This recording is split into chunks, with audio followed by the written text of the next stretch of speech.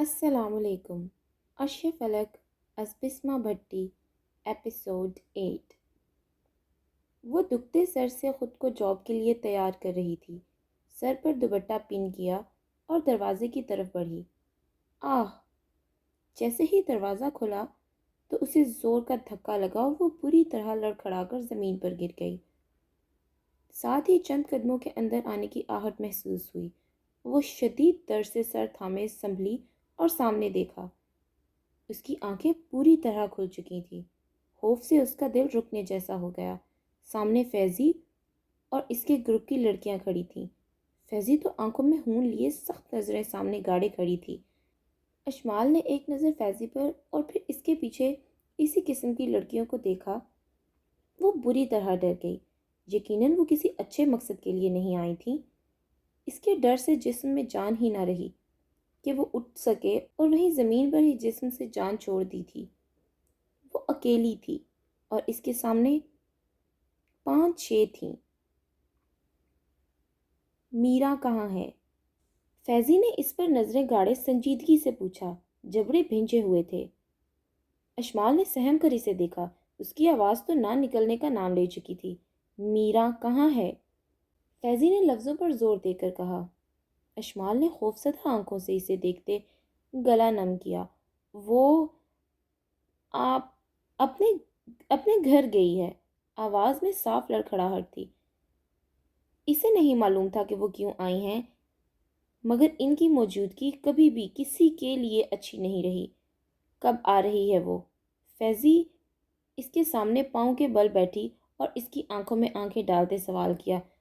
مجھے نہیں معلوم، وہ خود میں سمٹتی خوف سے بولی۔ صرف سچ۔ جھٹکے سے اس کے بالوں کی گرفت لی کہ وہ درد سے چیخ پڑی۔ مجھے سچ میں نہیں معلوم۔ کب آئے گی؟ لیو! بالوں کو چھڑواتے ہلکان ہوتے بولی۔ اتنی زور سے اس نے پکڑے تھے جیسے جڑ سے اکھیڑ دے گی۔ میں تم سے آخری دفعہ پوچھ رہی ہوں، میرا کہاں ہے اور کب آئے گی؟ سچ سچ بتا، ورنہ جو تمہیں سڈ کی وجہ سے چھوڑا تھا نا، 1 سیکنڈ میں سڈ کا لحاظ بھول جائیں گے۔ پھر بچا لینا خود کو۔ وہ اس کے جبڑے پر سخت انگلیاں گاڑے دانت پیس کر بولی۔ یقین جانو، میری صرف کل بات ہوئی تھی۔ اس نے صرف حال پوچھا تھا اور کچھ نہیں۔ وہ لڑکھڑاتی زبان سے ڈر ڈر کر بولی۔ اس کے سامنے جو کھڑی تھیں وہ یقیناً سرپھری لڑکیاں تھیں۔ کچھ بھی کر جاتی، انجام کی کیا پرواہ تھی انہیں۔ یہ ایسے نہیں بتائے گی۔ اسے لے کر چلو، اس کی عقل ٹھکانے لگائیں۔ اس کے گال پر ناخن گاڑتے وہ نفرت سے بولی۔ نہیں، خدا کا واسطہ ایسا نہ کرو، میں سچ کہہ رہی ہوں۔ نہیں جانتی وہ کب آئے گی۔ پلیز چھوڑ دو مجھے نہیں معلوم۔ وہ اس سے پہلے کہ اسے اٹھا کر لے کر جاتی، اشمال بری طرح گھبرائی۔ خوف سے بچی کچی جان بھی نکلنے کے در پر تھی۔ وہ بری طرح اس کے سامنے روتے ہوئے بولی۔ آنکھوں سے پانی قطار بن کر نکلنے لگا تھا۔ سن! فیضی نے دوبارہ اس کے جبڑے کو پکڑا۔ اشمال نے سانس روک کر خوف سے اسے دیکھا۔ نہ جانے اب کیا کہنے جا رہی تھی۔ تو ہمیں اس کی خبر دے گی۔ وہ کہاں جاتی ہے، کہاں ہوتی ہے، سب، ورنہ اس معصومیت کو برباد کرنے میں ہم کسر نہیں چھوڑتے۔ معلوم ہے نا بیبی؟ اس کی گال پر اپنے لمبے ناخن سے زور دیتے کہا۔ اشمال نے نفرت سے برداشت کیا سب، سختی سے چہرہ دوسری طرف کر لیا۔ یاد رکھنا۔ اس کو انگلی دکھاتی وہ اٹھ کر باہر کی طرف بڑھی اور اس کے ساتھ آنے والی لڑکیاں بھی اشمال کو غلیظ نظروں سے دیکھتے اس کے پیچھے چل دیں۔ اوہ! دروازہ بند ہوا تو وہ بیڈ پر منہ رکھتے زور سے چیخی۔ اسے سخت شرم آ رہی تھی خود پر۔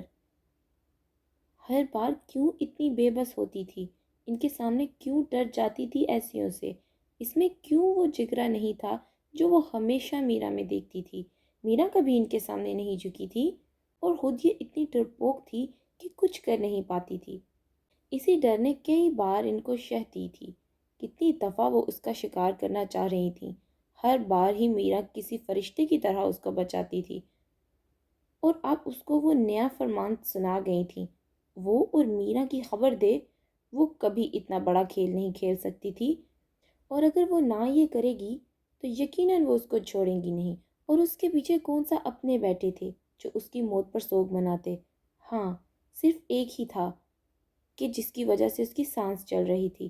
اس شخص سے بے حد غصے کے باوجود اس کی خاطر جی رہی تھی۔ وہ کم سے کم اس کے نام کی ہی ہو کر مرنا چاہتی تھی۔ وہ کیسے ان بدتمیز لڑکیوں کی حرکتیں بتاتی جسے سوچ کر وہ خود شرم سے پانی پانی ہو جاتی، نفرت محسوس ہوتی۔ وہ تو چاہ کر اسے یہ بھی نہیں کہہ سکتی تھی کہ مجھے بچا لو، سنبھال لو۔ اس کے سامنے ایک تھوڑی سی انا بھی تو آ جاتی تھی۔ کم تیرے ضبط کی قیمت نہیں کرنے والے، ہم تیری آنکھ سے ہجرت نہیں کرنے والے، اپنے نزدیک محبت سے عبادت کی ہے، ہم عبادت کی تجارت نہیں کرنے والے۔ یہ الگ بات ہے اظہار نہیں کر سکتے، یہ نہ سمجھو کہ محبت نہیں کرنے والے۔ ماما ماما، کہاں ہے ماما؟ وجی کمرے سے گردن نکالے اونچی آواز دے رہا تھا، اور نظریں اوپر سے لے کر نیچے فلور تک پوری ایکس رے کی طرح گھوم رہی تھیں، مگر جس کو آنکھیں ڈھونڈ رہی تھیں وہ تو 2 دن سے اس کو نظر ہی نہیں آ رہی تھی، اور فقط اس کو اپنے سامنے دیکھنے کے لیے وہ اپنے طے شدہ صاف ستھری کبٹ کو بری حالوں میں پہنچا چکا تھا، مگر اللہ جانے کہاں تھی کہ نہ کبٹ ٹھیک کرنے آ رہی تھی، نہ اس کی تیز آوازوں تک کا جواب دے رہی تھی۔ کیا ہو گیا ہے وجی؟ کچن سے اس کی چاچی نے باہر آتے پوچھا۔ ماما؟ اس نے ایک لفظ میں اپنی ماں کا پوچھا۔ شی از ناٹ ان ہوم بچے، وہ مسکرا کر بولی۔ میرا کمرہ بکھرا پڑا ہے، کون ٹھیک کرے گا اب؟ اندر سے بڑی خوشی ہوئی کہ اب ڈائریکٹ وہی کرے گی۔ میں فری ہو کر دیتی ہوں، وہ کچن کی طرف بڑھتے بولی۔ وہ دانی سے کہتے ہیں یا فلک سے کہتے پلیز، وہ فٹافٹ کہتا اندر بڑھ گیا۔ جانتا تھا کہ فلک تو گھر ہے نہیں، وہ تو کالج ہے، اب یہ جس بھی کونے خدرے میں ہوگی نکل ہی آئے گی۔ وہ مسکراتا اندر آ رہا تھا، دل دھڑک رہا تھا کہ کسی بھی پل اس کی آنکھوں کے سامنے آئے گی۔ ماما ماما، زوردار چیخ کی آواز پر اس کے قدم تھمے، اس کے کانوں میں اسی کی آواز تھی۔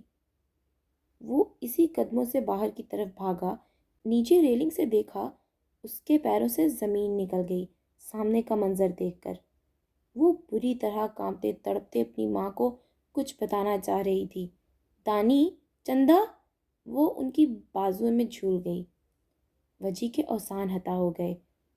وہ جتنی تیزی سے نیچے آ سکتا تھا نیچے آیا اور بھاگتے اس تک پہنچا۔ نساء تو بوکھلا گئی تھی۔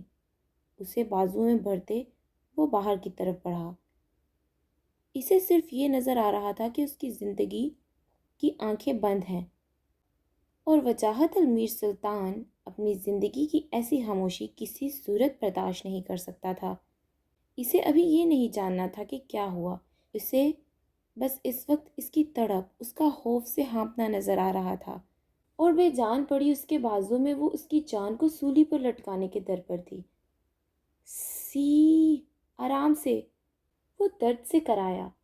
عرش نے اسے گھورا۔ ایک تو تجھے ٹریٹمنٹ دے رہا ہوں اور آگے سے سی سی کر رہا ہے۔ ابھی میرا غصہ ٹھنڈا نہیں ہوا۔ وہ اسے آنکھیں دکھاتا بولا۔ میرا کون سا کم ہوا ہے؟ اگر بابا سا نہ آتے تو نے بھی سی سی کر رہے ہونا تھا۔ وہ شیشے میں اپنی سوجی آنکھ کو غور سے دیکھتے بولا۔ عرش پاس کھڑا اس کی آنکھ پر لائٹ بام لگا رہا تھا۔ تو ہے تو بے حد کمینہ، منہ پر ہی مارنا تھا، پھر آنکھ ہی پھوڑنی تھی۔ مراق نے دوسری صحیح آنکھ سے عرش کو گھورتے کہا۔ سوجی ہوئی آنکھ تو بیچاری خاموش بند تھی۔ میرا بس چلتا تو تیرا قتل کر دیتا۔ پھر مجھے خیال آیا کہ عرش، تم کیوں اس کے قتل سے ہاتھ رنگو گے؟ ایسے ہی جیل جاؤ گے؟ کوئی ایسا پلان کرو کہ سانپ بھی مر جائے اور لاٹھی بھی نہ ٹوٹے۔ وہ ہنسی ضبط کرتا شیشے میں اپنا سوجا گال دیکھ رہا تھا۔ تو میرے قتل کے پلان بنا رہا ہے؟ مراق نے حیرت سے پوچھا۔ ہاں، شک کوئی؟ جو تیری حرکتیں ہیں نا، ایسا ہی سوچا میں نے۔ ویسے تو بھی کم کمینہ نہیں ہے، میرے گال کو بری طرح رگڑا دیا ہے۔ کیا ملا ارش خانزادہ کو تکلیف پہنچا کر؟ ارش نے شیشے میں اس کے عکس کو دیکھتے کہا۔ تو مجھے یعنی مراق افندی کو قتل کرے گا؟ اس سے پہلے کہ تو مجھے کچھ کہے میں تیرا بندوبست کرتا ہوں، رک ادھر۔ وہ اٹھتا ارش کی گردن کو بازو میں دبا گیا۔ ارش نے بازو گھما کر اس کی کمر کو جکڑا اور دونوں کی حالت یہ تھی کہ ایک دوسرے کے شکنجے میں تھے۔ یہ کیا ہے؟ حماد خانزادہ جو ابھی ڈاکٹر کو سی آف کر کے ان کی خبر لینے آ رہے تھے، سامنے کے منظر نے ان کو پھر سے جھٹکے دے دیے تھے۔ وہ کرشدار آواز میں بولے۔ آواز تھی کہ کیا؟ وہ دونوں اچھل کر شریف بچوں کی طرح معصوم چہرے لیے کھڑے ہو گئے۔ حماد نے ماتھے پر بل ڈالے ان کی حالتیں ملاحظہ کیں۔ مراق افندی جن کی آنکھ سوجی ہوئی تھی، بازو کی ایک سائڈ پر ہلکے اسکریچز تھے اور سر پر کرسی لگنے کی بنا پر چھوٹا سا ربڑا بنا تھا۔ ان کا عظیم سپوت دی گریٹ ارش حماد خانزادہ سوجے گال، دکھتی کمر اور پھٹے ہونٹ سے سامنے کھڑا تھا، اور معصومیت تو ایسے تھی جیسے ان جیسا شریف بچہ کسی ماں نے نہ جنا ہو، یہ دنیا میں واحد معصوم انسان ہو۔ نالائکو، یہ کیا تھا؟ کچھ دیر پہلے کس بات پر لڑ رہے تھے؟ اور ایسی کون سی بات تھی جس کی وجہ سے دونوں کو ایک دوسرے کے منہ توڑنے پڑے؟ وہ دونوں کی حالت اور دماغی توازن کو سمجھ گئے تھے کہ ان کے اندر کا معاملہ ہے، سنجیدگی سے نہیں، مار پیٹ کی، بس غصہ نکال کے ایک دوسرے پر آیا تھا۔ وہ وجہ نہیں جانتے تھے۔ صوفے پر بیٹھتے ازل کی روبدار آواز سے دریافت کیا۔ بابا، وہ یہی کم عقل کم عقل۔ ارش جو خوبصورت نام سے پکارنے لگا تھا فوراً ادائیگی درست کی۔ دوستوں میں تو چل جاتا ہے سب، پر باپ کے سامنے کون کم بخت دوستوں کو نئے ناموں سے بلائے؟ مجھے اچھے سے معلوم ہے کتنا کم عقل ہے وہ، کتنے آپ۔ وہ کم عقل پر زور دیتے بولے، سمجھ تو گئے تھے کہ ان کا سپوت کیا کہہ رہا ہے۔ جی بابا صاحب، اس کی ہی غلطی تھی، میں نے تو بہت چاہا پیار سے سمجھ جائے، خود ہی سمجھ جائے، مگر نہیں، پھینٹی کھا کر ہی ارش خانزادہ کو سکون ملا ہے۔ سوچ رہا ہوں کہ ایسی ڈوز ارش کو اکثر دے دیا کروں، پھر جلدی سمجھ جاتا ہے۔ وہ بڑے مزے سے ارش پر مدعا ڈالتا بولا۔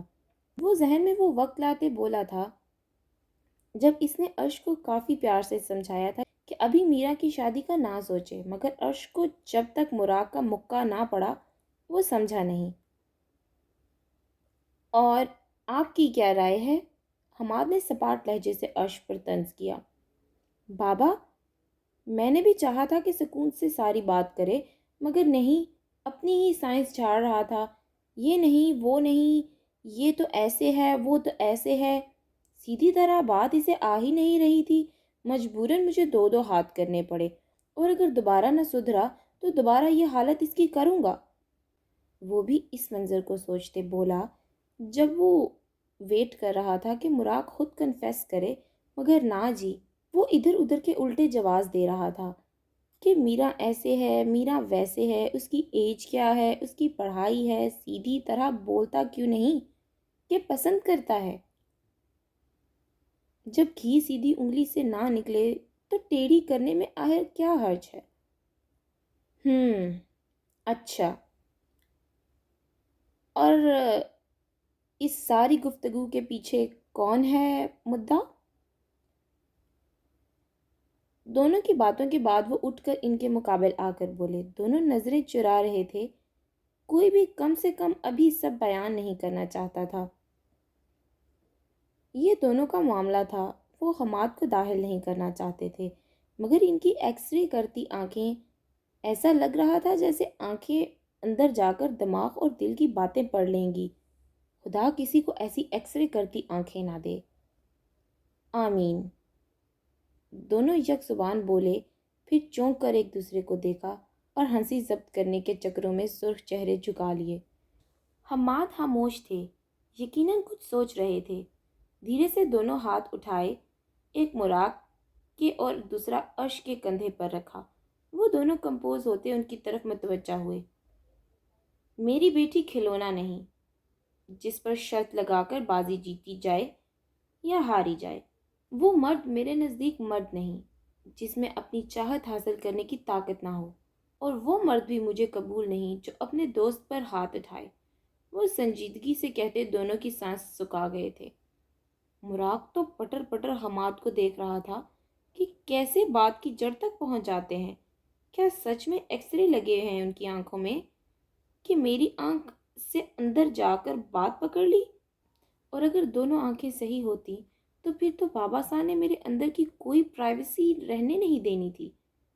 حد ہے یار، بندہ کہاں جائے؟ اور عرش کے لیے نئی بات نہیں تھی کہ اس کے باپ نے بات کی جڑ کو پکڑا ہے۔ ہاں، وہ سر ضرور جھکا گیا تھا کیونکہ وہ میرا کے لیے ہی تو لڑ رہے تھے۔ اس کا بھائی تھا مگر مراق کا دوست بھی، اور اسے اچھے سے یاد تھا کہ حماد اسے ہمیشہ ایک ہی بات سمجھاتے تھے کہ اگر دوستی کرو تو جی جان سے نبھاؤ، ہاتھ اٹھا کر، نشتر چلا کر، پیٹھ پیچھے چھرا گھونپ کر غداری نہ کرو۔ میری بات اس وقت میری بیٹی کی ہے۔ تم میں دم ہے، مرد ہو تو اپنی بات میرے سامنے کہو۔ حماد نے پیچھے ہاتھ باندھتے سپاٹ لہجے میں مراق سے کہا۔ مراق نے جھٹکے سے سر اٹھایا، عرش کو دیکھا جو سر جھکائے کھڑا تھا۔ بولو، دوبارہ اسے مخاطب کیا۔ میں بابا صاحب، میرا کیا مدعا؟ اب اتنی ہمت اس میں نہیں تھی کہ کمال جرت سے کہہ دے کہ میرا کو چاہتا ہے۔ عرش، نظر مراق پر ٹکاتے عرش کو بلایا جو فوراً سے ان کی طرف دیکھنے لگا۔ میرا کے لیے میں نے ایک لڑکا دیکھا ہے، کمرے میں آنا، مجھے کچھ باتیں ڈسکس کرنی ہیں۔ تم بھی آ جانا مراق، پھر بات کرتے ہیں۔ وہ دونوں پر نظریں ڈالتے پلٹے۔ عرش تو چلو یار تھا، اس پر غصہ کیا، مارا، بات ختم ہوئی، لیکن اب حماد خان زادہ جو کر رہے تھے وہ تو ایک سخت کھوری نہیں ڈال سکتا تھا کہ مارے۔ لٹھے کی مانند سفید رنگ ہو چکا تھا۔ جو بات حماد خان زادہ نے کی تھی ابھی، یعنی دوسری بات کا موقع ہی نہیں دیا۔ عرش کے اندر سے ہنسی نکل رہی تھی اس کی حالت دیکھ کر، جو زیادہ ہی شوہا ہو رہا تھا۔ سیدھا کہہ دیتا کہ پسند ہے، کم سے کم اپنی چاہت کے لیے کوئی لڑکا تو ناپسند کرنا پڑتا۔ بابا صاحب، حماد اس سے پہلے کمرے سے نکلتے مراق نے خود کو کمپوز کرتے آواز دی۔ حماد کے قدم رکے۔ ان کے قدم تو اپنی جگہ رکے تھے مگر مراق کو اپنے سینے میں ڈر سے دل رکتا محسوس ہوا تھا۔ میں مر کر بھی اسے کسی کا نہ ہونے دوں، ابھی تو پھر زندہ ہوں۔ وہ خود کو حد درجے نارمل کرتا نرمی سے بولا اور سر جھکا کر کھڑا ہو گیا۔ بس اس سے زیادہ اس نے کچھ نہیں کہنا تھا۔ کچھ باتیں سمجھنے کے لیے بھی ہوتی ہیں، ہر بات کو زبان دی جائے ضروری تو نہیں۔ حماد پلٹے اور سرد نگاہوں سے اسے دیکھا جو سر جھکائے شاید سزا کے لیے تیار تھا۔ میری آنکھوں میں دیکھ کر کہو، اس کے سامنے کھڑے ہوتے کہا۔ مراق نے ہمت کر کے سر اٹھایا کیونکہ اگر آج نہ کہا تو شاید حماد دوبارہ نہ سنے۔ بابا صاحب، میرا میری پسند ہے، عزت دینا چاہتا ہوں مگر تب تک عزت نہیں دے پاؤں گا جب تک آپ کی رضا شامل نہ ہوئی۔ وہ بہت ہی زیادہ ہمت جمع کر کے بولا تھا، اندر سے فل کانپ گیا تھا جب آنکھوں میں دیکھتے بات کی۔ اور اگر راضی نہ ہوں تو ایک اور ٹیسٹ۔ یہ آپ سوچئے بھی نہ، کیونکہ مجھے آپ راضی ہی چاہیے۔ ایک سیکنڈ میں اس کا جنون باغی ہوا تھا۔ یہ تو دل کو قبول ہی نہیں تھا کہ کوئی اس کی میرو کو دور کرے۔ کیوں بھائی؟ کسی کی کیا مجال، چاہے اس کا باپ ہی کیوں نہ کھڑا ہو اس کے سامنے۔ اب لگے ہو نا مرد، بے وقوفوں کی طرح کیوں ری ایکٹ کر رہے تھے؟ ڈائریکٹ مجھ سے مانگتے اپنی مانگ، تب مزہ آتا۔ وہ ہلکی سی مسکان سے بولے اور آگے بڑھ کر اسے سینے سے لگایا۔ 1 منٹ، آپ کا کہنے کا مطلب میں بے وقوف ہوں؟ عرش نے حیرت سے پوچھا۔ بالکل، اگر جان گئے تھے کہ مراد کیا چاہتا ہے تو آنکھوں میں بات کرنے کا کہتے لڑنے بیٹھ گئے۔ بابا اتنی جلدی مان گئے؟ اس پر تو کیس ڈالنے کا سوچ رہا تھا۔ مجھے نہیں بتایا اس نے۔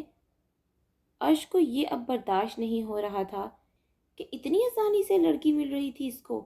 اس نے تو سوچا تھا کہ مراق کو ذرا بابا سے پھینٹی لگواتا مزہ آتا۔ بتایا اس لیے نہیں کیونکہ تم میرا کے بھائی ہو۔ تم یقیناً میرا کے بھائی بن کر ملتے، دوستی نہ رکھتے۔ حماد نے صاف بات کی۔ بٹ بابا، یہ مجھے جانتا ہے، میں اس کا دوست ہوں۔ مجھ سے بڑھ کر کون قدر کرے گا اس کی فیلنگز کی؟ میرا دوست ہے، میں جانتا ہوں۔ کسی غلط بندے کی تو میں پرچھائی بھی نہ پڑنے دوں اپنی بہن پر۔ نظر تو دور کی بات ہے۔ وہ سانس لیتا بولا، بس بچے، میرے بیٹے، ان کی خوشیاں عزیز ہیں مجھے، مگر میری بیٹی میری شہزادی ہے، اس کی چاہ رضا سب سے اول پر۔ Take rest. وہ دونوں کو پیار سے کہتے کمرے سے نکل گئے۔ پیچھے مراق نے زور سے عرش کو گلے لگایا۔ اس کی آنکھوں میں نمی آ گئی تھی۔ اس کی چاہت اس کے نام ہو جائے گی، اس کیفیت کو وہ شاید بول کر بتا نہ پاتا۔ عرش نے محبت سے اس کو زور سے گلے لگایا۔ اس کا جگری یار تھا، اس کی پہچان تھا۔ وہ خوش تھا کہ اس کی بیٹی جیسی بہن کو شہزادی بنا کر رکھے گا، اور وہ دونوں سکون میں تھے اب، کیونکہ حماد جو مان گئے تھے۔ دانی میری جان، آنکھیں کھولو۔ چندہ اوپن یور آئیز۔ نصاب پریشانی سے اس کے سر پر ہاتھ پھیر رہی تھی۔ ابھی تو اس کی حالت سدھری تھی۔ ڈاکٹرز کے مطابق یہ کسی چیز سے ڈری ہے، یا اسے بہت بری طرح ڈرایا گیا ہے جس کا اٹیک اس کا دماغ قبول نہیں کر سکا۔ لیکن پریشانی کی بات نہیں تھی۔ وہ اسے انجیکشنز کے ذریعے میڈیسن دے چکے تھے جس سے اس کی سانس میں بحالی آئی تھی، مگر ابھی سوئی ہوئی تھی۔ 5 گھنٹے گزر گئے تھے اسے ایسے ہی ہاسپٹل کے بیڈ پر پڑے۔ سب دانین کی خبر سن کر ہاسپٹل آ گئے تھے، اور کچھ دیر پہلے وجاہت نے اپنی ماں اور فلک کو گھر بھیجا تھا۔ اس کی خود کی جان سولی پر اٹکی ہوئی تھی۔ نہ جانے کیا ہوا تھا اسے، ایسے تو کبھی نہیں ڈری تھی۔ وہ خود اپنے سا کے پاس کھڑا پریشانی سے اسے دیکھ رہا تھا۔ بس نہیں چل رہا تھا کہ جا کر اس کی خود آنکھیں کھول دے، جو ان کی جان حلق تک پہنچ گئی تھی۔ یہ جن سے محبت ہوتی ہے وہ ایسے ہی کیوں تڑپاتے ہیں؟ خاموش رہ کر، بات نہ کر کے، بنا دیکھے سکون سے سو کر۔ یقیناً محبت راس نہیں آتی ان کو، یا پھر محبوب کو چاہا جانا پسند ہے تبھی امتحان لیتا ہے اپنے دیوانے کا۔ Open your eyes my princess. Abeer Sultan نے جھک کر ماتھے پر بوسہ دیا۔ اب جتنے گھنٹے گزر گئے تھے اسے ہوش آ جانا چاہیے تھا، اسی لیے تو سب پریشان زیادہ ہو رہے تھے۔ حوصلہ رکھو، اللہ کا کرم ہے کہ ہماری بچی ٹھیک ہے، دل چھوٹا نہ کرو، امیر سلطان نے اپنے بھائی کو سینے سے لگاتے پیار سے سمجھایا، جن کی آنکھیں بھر آئی تھیں۔ انہوں نے کہاں دیکھا تھا اپنی بیٹی کو اس حالت میں۔ دانو، نساء نے پیار سے پکارا۔ مسلسل آوازوں پر وہ ہلکا سا کسمسائی، دھیرے سے آنکھیں کھولیں، لیکن آنکھوں کے سامنے نیند سے سفیدی آ رہی تھی۔ یہ میڈیسنز کا اثر تھا جو بے ہوشی کی طرح نیند آئی تھی۔ اب بھی اس کا خمار تھا۔ وہ آنکھوں کو زور سے بند کر گئی۔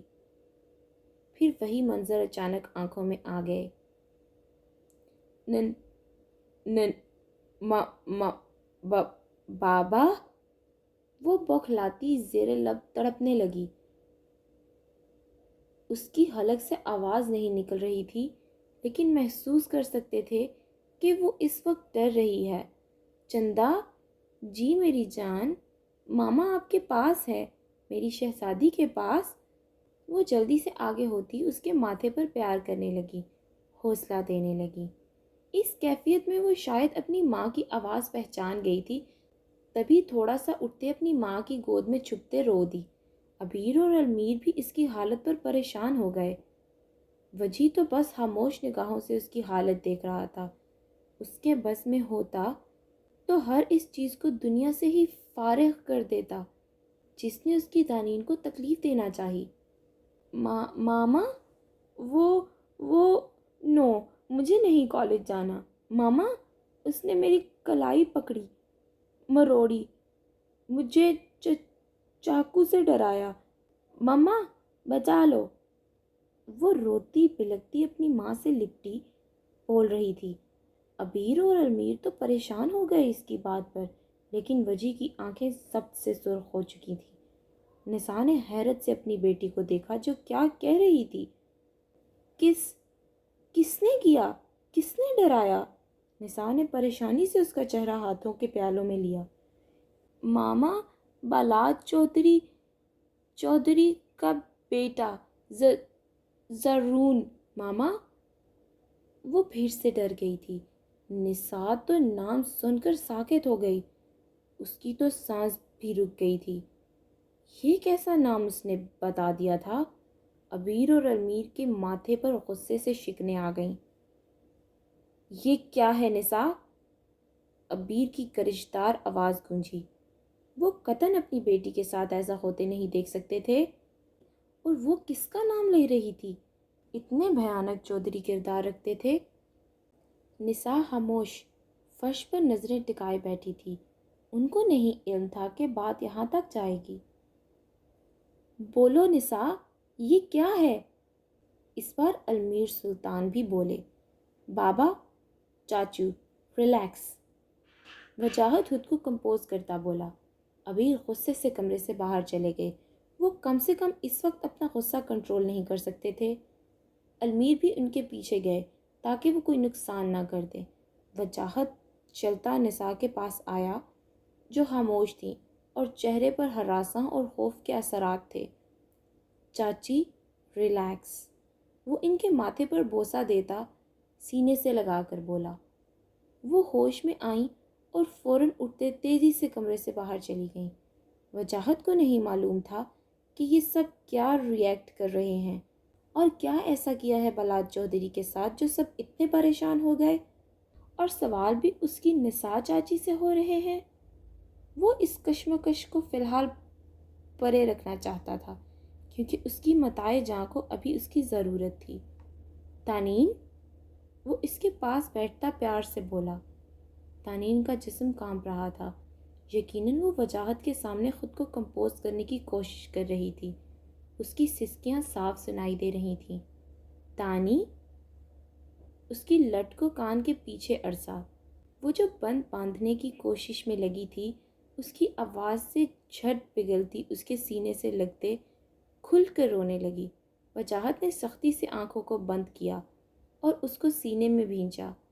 اس کے حصار میں وہ مزید رونے لگی تھی۔ اس کا ڈر اس کی حالت سے محسوس ہو رہا تھا۔ وجاہت اپنے غصے پر قابو پاتا اس کے کندھے کو آہستہ آہستہ سہلاتا رہا، دھیرے دھیرے سے سر پر بوسہ بھی دیتا تھا۔ وہ اسے چپ ہونے کو یا کوئی بھی بات نہیں کہہ رہا تھا۔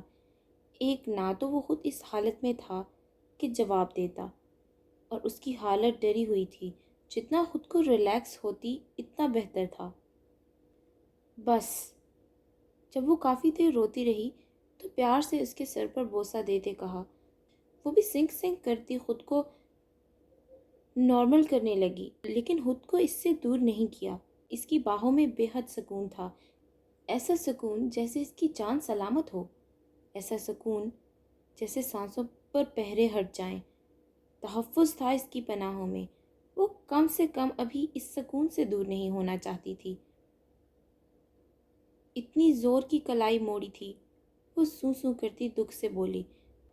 وجاہت نے اس کی کلائی دیکھی جہاں اب تو کوئی نشان نہیں تھا سرخی کا، مگر یقیناً وہ ہلکی ہلکی جلن محسوس کر رہی تھی۔ دھیرے سے اس کی کلائی پر بوسہ دیا۔ اس سہمی ہوئی حالت میں بھی سرخیاں اس کے چہرے پر چھا گئیں۔ وہ شرم سے اس کے سینے میں منہ دے گئی۔ کون تھا وہ؟ نرمی سے مگر سنجیدہ چہرے سے پوچھا۔ کوئی اور وقت ہوتا تو وجاہت ضرور اس کی شرم و حیا اور اس کی سرخیاں انجوائے کرتا۔ وہ بالاد چوہدری کا بیٹا۔ وہ اس کے ساتھ لگے دوبارہ ان مناظر کو یاد کرتے بولی، میں بہت ڈر گئی تھی، مجھے ایسے لگ رہا تھا جیسے آج میں گھر نہیں جا پاؤں گی۔ وہ قریب آنا شش۔ اس کی بات مکمل ہونے سے پہلے وجی نے سختی سے اس کے لبوں پر انگلی رکھی، آنکھیں خون جھلکا رہی تھیں۔ شروع سے بتاؤ۔ بہت محنت سے اپنے لہجے کو نارمل رکھنے کی کوشش کر رہا تھا۔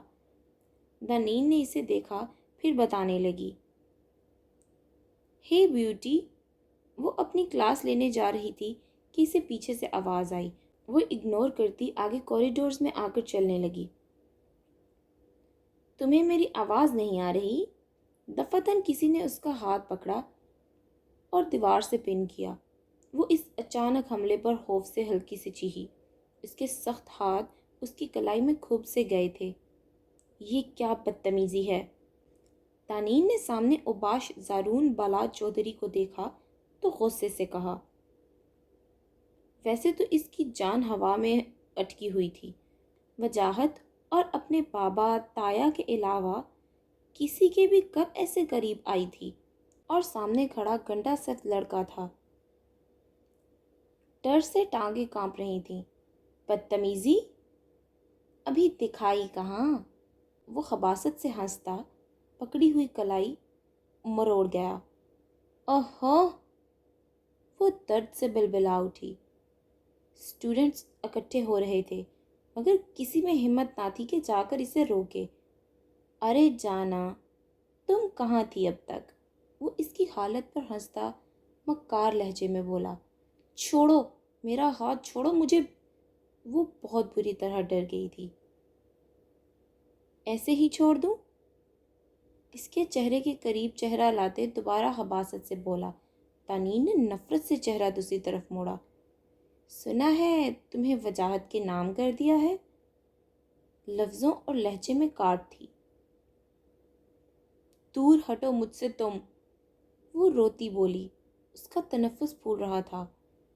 ایک بات یاد رکھنا، تم زارون بالاج کی ہو، زارون چوہدری کی، جیسے تمہاری ماں نے کہا تھا۔ وہ اس کے جبڑے کو گرفت میں لیتا چبا چبا کر بولا۔ چھوڑ دو پلیز! وہ اس کے سامنے ہاتھ جوڑتی بولی۔ اچھا، چھوڑ دوں؟ پکا؟ چلو بھاگو پھر! وہ عجیب مسکراہٹ سے کہتا 2 انچ دور ہوا۔ پہلے تو تانین کو لگا کہ مذاق ہے، مگر جب وہ آگے نہ بڑھا تو سمجھی کہ اب شاید تنگ نہیں کرے گا۔ وہ آنسو صاف کرتی سائڈ سے نکلتی آگے بڑھی کہ اس کے 2 دوستوں نے کہکا لگاتے راستہ روکا۔ وہ سہم کر ان کو دیکھنے لگی، پلٹ کر زارون کو دیکھا جو پینٹ کی پاکٹس میں ہاتھ ڈالے بغیرتی سے ہنس رہا تھا۔ وہ دائیں طرف سے نکلنے لگی کہ پھر سے اس کے دوستوں نے راستہ روکا۔ اب اس کی حالت مزید غیر ہونے لگی تھی۔ شدت سے اپنے گھر والے یاد آ رہے تھے۔ کاش اس وقت وجی ہوتا۔ اس کے آنسوؤں میں روانی آ چکی تھی۔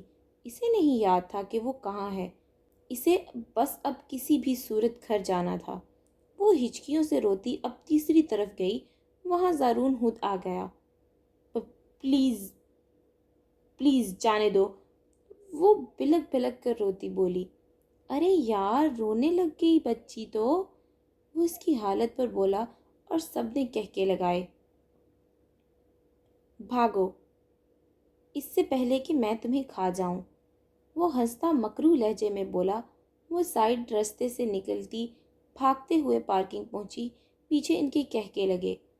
وہ جانتی تھی کہ کیسے وہ گھر پہنچی، اور اس کے بعد اپنی ماں کو دیکھتے برداشت نہ کر سکی اور بے ہوش ہو گئی۔ بس میں ہوں نا، دیکھ لوں گا اسے! وہ اسے خود سے لگاتا سرخ آنکھوں سپاٹ لہجے سے بولا۔ اب اسے سوال کے جواب چاہیے تھے، وہ بھی اس کی نسا چچی سے۔ وہ اتنی آرام سے بیٹھنے والا نہیں تھا۔ ایک ایک آنسو کا بدلہ لینا تھا، اس کے ڈر کا حساب لینا تھا۔